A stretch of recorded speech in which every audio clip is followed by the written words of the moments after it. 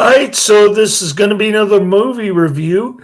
This one's called I Bury the Living, 1958. Hated this flick. I'm giving it 1 out of 5 stars. It's not one of those so bad that it's good type movies. It's just low budget horror flick that doesn't have any horror in it. It's just a bunch of nonsense. Out of a time-rotted tomb crawls an unspeakable horror, a creature to freeze your blood, a story to chill your soul. Richard Boone, I Bury the Living. I'm not sure what that's all about because none of that happens in the film. I Bury the Living is a 1958 horror film directed by famed B-movie director Albert Band and starring Richard Boone and Theodore Bickel. It was written by Louis A. Garfinkel and produced by Garfinkel and Band. Robert Kraft is the newly appointed chairman of a committee that oversees a large cemetery. The cemetery caretaker, Andy McKee, keeps a map in the cemetery office displaying the grounds in each gravesite. Filled graves are marked by black pins and unoccupied by sold graves are marked with white pins. New to the position, an unobservant Kraft accidentally places a pair of black pins where they don't belong, only to discover later that the young couple who had bought the grave sites in question died in an automobile accident soon afterwards. He believes that he marked them for death. And this happens 5 more times. Distributed by United Artists. Release date July 1958. Running time 76 minutes. That's a decent running time for a movie like this. This was torture. It was torture watching this. Adrian wants to see this one. The movie poster is pretty cool. Yeah, I have to admit the movie poster is way better than the movie itself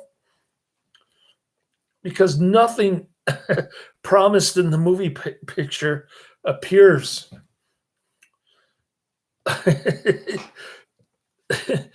They just made the cemetery caretaker, Andy McKee, look muddy because he dug up a bunch of graves for no apparent reason, hoping it will give him peace of mind. Robert replaces a random white pin with a black pin. When that person dies later in the week, however, he becomes increasingly convinced that either he or the map wields some kind of dark power. Repeated experiments undertaken upon the insistence of skeptical friends and coworkers yield the same result. So now he's up to 7 dead bodies. Kraft slips into deep guilt and depression, and he believes he is cursed. He starts moping around and lighting furniture on fire for no reason. The police, who are initially skeptical, eventually begin to take notice, and in hopes that it will reveal the cause of the deaths, they ask Robert to place a black pin on the grave of the person who is known to be in France. So instead of pinning the tail on the dead person, who happens to be a local, he's going to do it to somebody who's traveling to France. Although he does so, Robert continues his slide into despair. He's sweating. He looks like he's drunk, stumbling around drunk. That same night, he decides that if black pins give him the power of death, white pins might give him the power of life. He replaces all the recently placed black pins with white pins. When he goes to the associated grave sites later that night, he discovers that all are open with the bodies gone. And we get no glimpse of any zombies in this.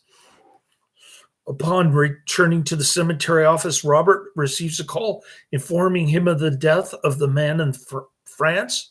It was all a distraction. As he hangs up the phone, the cemetery caretaker comes up behind him covered in dirt. He reveals that he has been killing all of the Mark people as revenge for being forced to retire. Yeah, he loves working the graveyard. He doesn't want a pension. However, when Robert informs him of the death of the man in France, the caretaker, who couldn't have killed the man, begins to lose his mind and he collapses. And that's the end of the movie. Can you believe that? Where's Karate Man these days?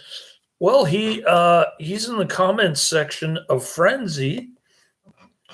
He recommended a Scott Adkins film from 2018. It's called Accident Man. I found it on Tubi for free. He says it's underrated, but it gets a whopping 6.2 on IMDb. I have no idea why Karate Man keeps using that word overrated. Yeah, you see empty graves. You see Richard Boone presumably bringing back the dead from the graves, but then it's all a trick. The caretaker dug up the graves for no apparent reason.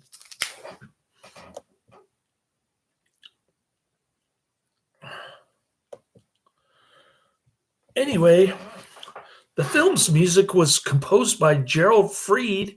The film was shot by Frederick Gately and edited by Frank Sullivan. I Bury the Living was released in July 1958 by United Artists. On Rotten Tomatoes, it has an approval rating of 64% based on reviews from 11 critics. SF critic Ian Berman noted that I Bury the Living was basically just an extended episode of The Twilight Zone, but that's no bad thing since it's like a good episode. Film Threat said, with a title like I Buried the Living 1958, one would think this picture should be Sleazy's 50s horror fare, a product of Corman or at least AIP, but it's actually a pretty tense little psychological thriller. The review expressed disappointment with the film's ending, but praised its dark, moody cinematography, sometimes striking if sparse visual design, and ominous music. Nothing is happening in this movie. It's just people talking to each other. There are no zombies. It's just about putting pins in a corkboard where the graves are supposed to be, and then people start dying because that's their plot, and you don't put a black pin on somebody's plot or else they'll die. Horror author Stephen King listed I Bury the Living as one of his favorite films in his 1981 nonfiction book, Don's Macabre, but he criticized the ending. In the foreword to King's short story, Obits, published in 2015 in his The Bizarre Bad Dreams collection, he referenced I Bury the Living, and he noted that the story was inspired by the film. Well, isn't that nice?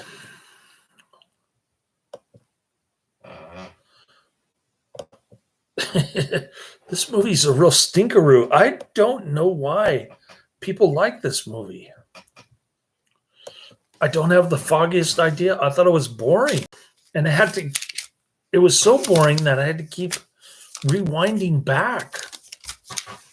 Anyway, I Buried the Living, 1958, 1 hour, 17 minutes. Gets a whopping 6.3 out of 10 on IMDb. Why? Why do people like this? Of course, it's in glorious black and white. You think even the psychedelic elements in this one are kind of don't make sense. None of this makes sense. All right, 3,300 ratings. It's pretty popular. Cemetery director Robert Kraft discovers that by arbitrarily changing the status of plots from empty to occupied on the planogram causes the death of the plots owners. All right. Here's a review from InfoFreak. The title of the review is Effective 50s B-grade suspense thriller.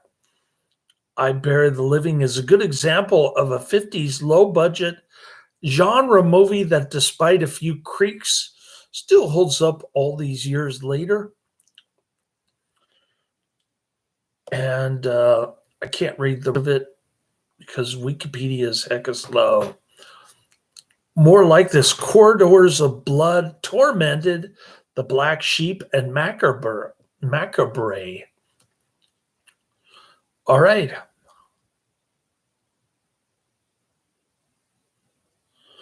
Richard Boone, Hombre, better known as star of the Westerns, is solid as a businessman who is obligated to serve on the committee of a local cemetery, and he inadvertently discovers that by using the map of the graves available, he has the power of life and death. Boone is supported by Theodore Bickle, the Defiant Ones, Zappa's 200 Motels, is an eccentric turn as an aging Scots groundskeeper, and several half-remembered TV character actors. The movie's director, Albert Band, who did Zoltan and Hound of Dracula, is the father of 80s trash king Charles Band, who did Trancers, Reanimator, and TerrorVision. I surprised myself with just how much I enjoyed this modest thriller, especially recommended to fans of early Roger Corman, the original The Twilight Zone, or Alfred Hitchcock Presents TV series. Why do people compare this to The Twilight Zone? I almost fell asleep. The movie poster sucked them in. Yeah, tell me about it. The movie poster, but I wouldn't get the DVD if I were you. It would be a cool poster to have in the background. I was thinking of getting the White Warrior movie poster for my friend in Santa Rosa, but he wants to charge me $20 or $30, and he hasn't brought it up since I offended him with some abolitionist picture, abolitionist artwork, I should say. Stephen King says he was thinking about this film when he wrote his short story Obits, about a young writer who discovers he can kill people by writing an obituary about them. The short story is in King's Bazaar of Bad Dreams collection. He references his film in the foreword to the short story. At 14 minutes, Robert Kraft randomly placed a black pin in the cemetery map plot of W. Isham and removed the white pin. At 21 minutes, Kraft stated he took the white pin out quite at random and put a black pin in its place, reverse of what he actually did. Robert Kraft says, Andy, you better get this straight now. You heard that, Lieutenant.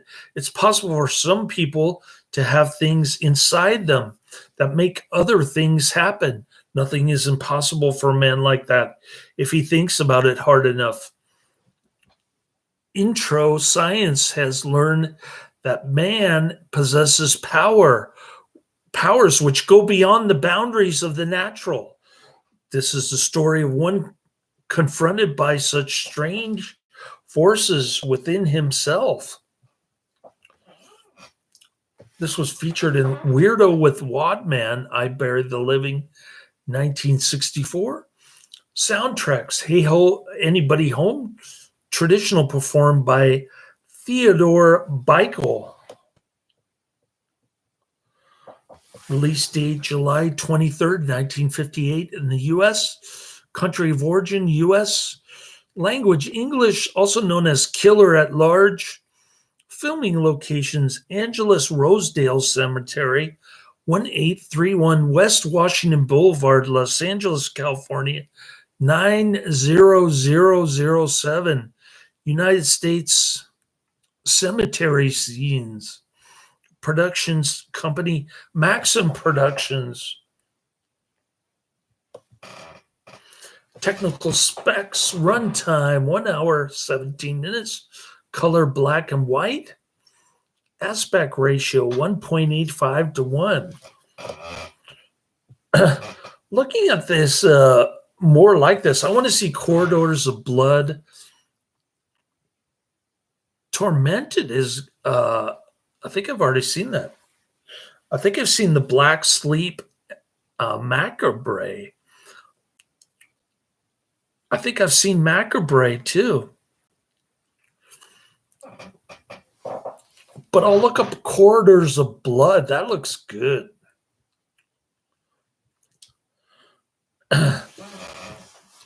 Yeah, I know you love the Twilight Zone.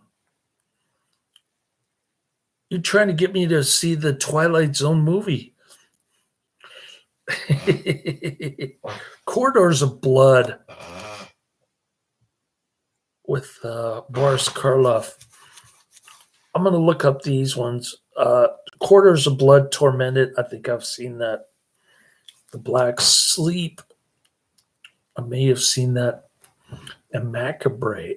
I've probably seen that. I don't know. At least I'll get Corridors of Blood on my list. So, speaking of my list, let's go down the pike here. Number 1, Kickboxer 4, The Aggressor, 1994. I'm hoping to get that one in Saturday. And then number 2 is Torn Curtain, 1966. Not looking forward to that one. And then number 3 is Popeye the Sailor, I'm in the Army Now, 1936. So those are the next three on my list. No Twilight Zone movie with Vic Morrow is crap. I thought he was going to say rubbish, and he used the word crap. No zombies, what crap. Yeah, this movie's disappointing. I thought it was going to be like Night of the Living Dead. Yeah, people coming out of the graves and walking around really slow and stiff. But no such luck in this movie. I think they were trying to save money, and they just made it. They tried to make it look weird with Richard Boone stumbling around drunk, sweating, and burning furniture for no apparent reason. And then he starts having psychedelic hallucinations, but it's really cheap looking. The whatever's going on at the end, it doesn't look good. I don't know. I didn't enjoy this movie. I'm giving it 1 out of 5 stars. Adrian said rubbish. All right. Well, I'll look up these other movies. These other 4 also have great looking movie posters. Corridors of Blood, Tormented, The Black Sheep, and Macabre. The Black Sleep has Tor Johnson in it.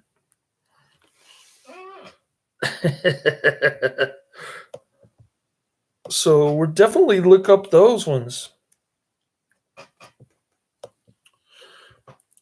if you look at the 4 movie posters that I mentioned, those look really good too.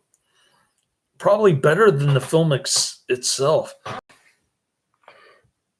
Tormented with Richard Carlson,